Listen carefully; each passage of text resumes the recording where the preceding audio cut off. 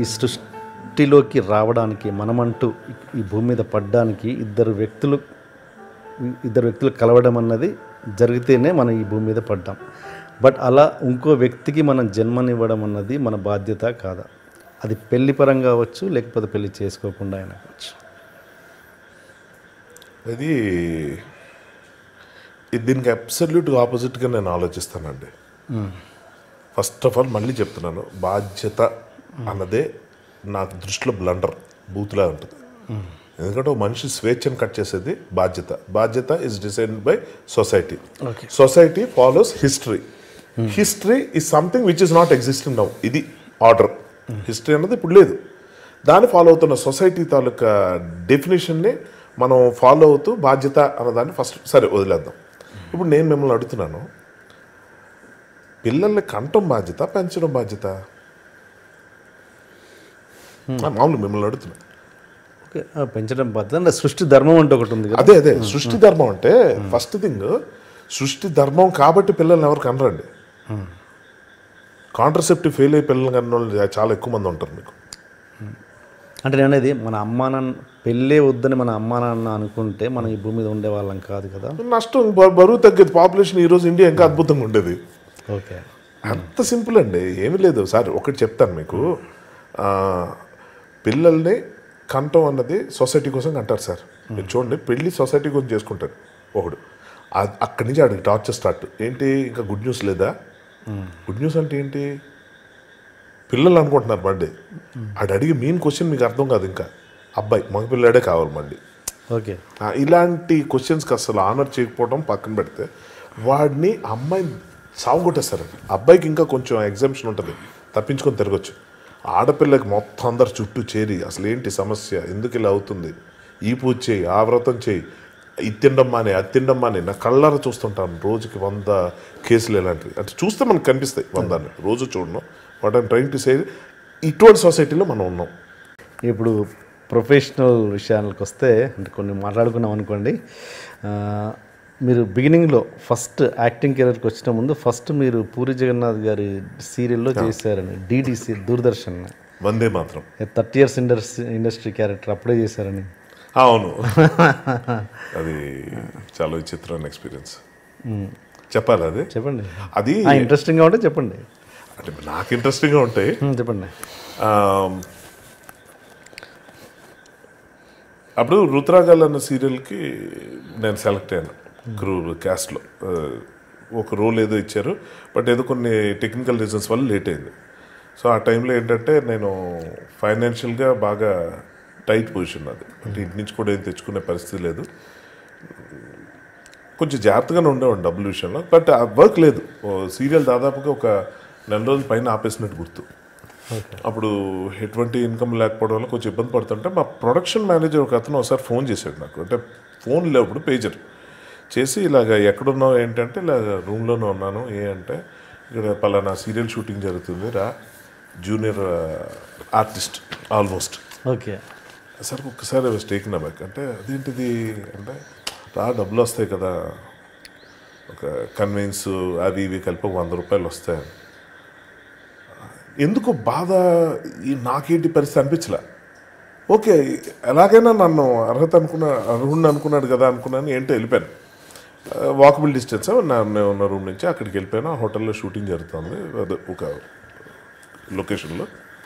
అక్కడ ఇంకా typical junior ఆర్టిస్టులు పడే వేదన ఏంటో నాకు ఆ ఒక్క రోజులో చూపించారు మొత్తం. అక్కడ యూనిట్ అంతా డ్రెస్సుల దగ్గర నుంచి నాకు సరిపోను ఇవ్వటం.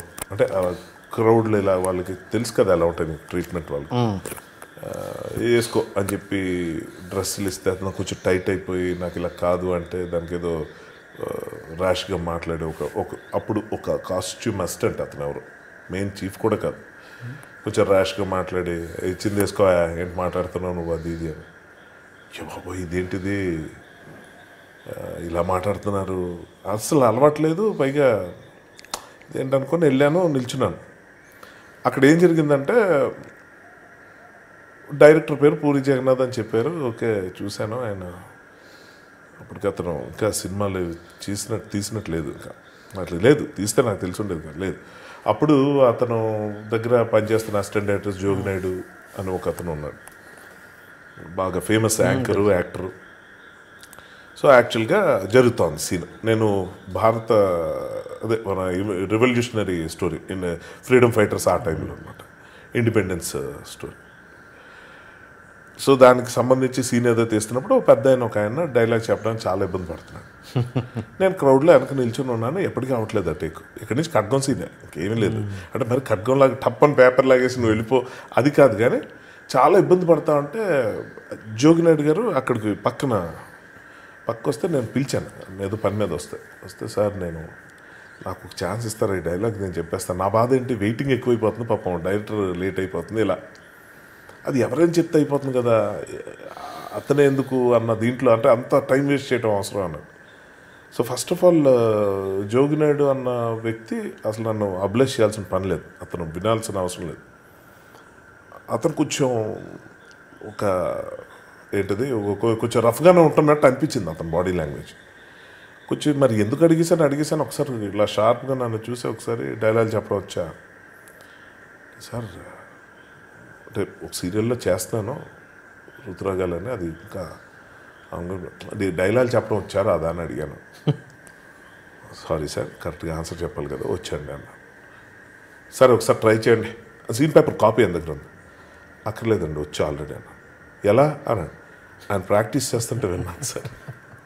ఒక పిచ్చి లుక్, అంటే ఆయనకి చిన్న నవ్వు వచ్చేస్తుంది లోపల నుంచి. రే ఏంటిడు అంటే అది ఓవర్ యాక్షనా, ఓవర్ కాన్ఫిడెన్సా, లేకపోతే ఇదేంటి, నాకేంటి ఆత్రం. నేను ఇదే కాగితం తీసుకుని 10 నిమిషాలు అటు ఇటు తిరిగినా, బట్ నేను ఎంత రెడీగా ఉన్నానో అవతల వాళ్ళకి తెలియాలన్న ఒక తపన అనమాట. సరే అని ట్రై చేశారు, చేస్తే చెప్పా ఆల్మోస్ట్ ఒక 1.5 pages పెద్ద డైలాగ్ చెప్తే పూరి జగన్నాథ్ గారు కనీసం ఈ నెల ఏదో చెప్తే ఆయన ఒకసారి చూసాను, అతను ఓకే చెప్పించాడు నేను, సార్ మీరు కూర్చోండి ఇది నెక్స్ట్ ఎపిసోడ్లో మీరు చేద్దరు కానీ. అతను పాపం అక్కడ ఉన్న ఆర్టిస్ట్కి ఏదో సమ్ ప్రాబ్లం ఏదో ఉన్నట్టుంది, ఓకే అని పక్క వెళ్ళారు. నేను వచ్చి టక చెప్పేస్తున్నాను, మిత్రులరా మనకి ఇప్పటికే చాలా ఆలస్యం అయిపోయింది, దేశానికి స్వాతంత్రం కావాలి అది ఇది. సడన్గా నవ్వు వినిపిస్తుంది, ఏంటని చెప్పి చూస్తే పూరి గారు నవ్వుతున్నారు.